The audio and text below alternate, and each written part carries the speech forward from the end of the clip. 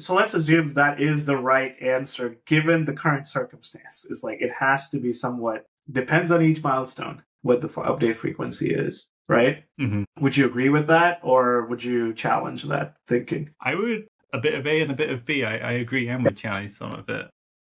Kind of like I said earlier, I think how quickly do you need that milestone depends who you ask.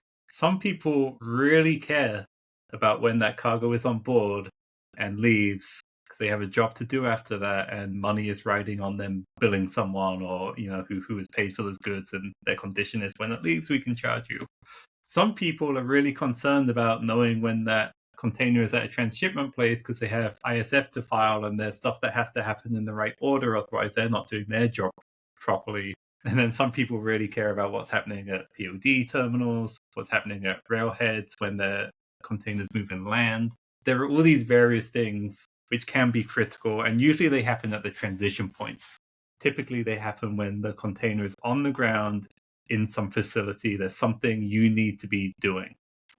So with these different sources that we have integrations with, we kind of have a balance of things. So when your container is on the water, not much is happening from a movement stance. We can track the vessel just fine to see where it's going.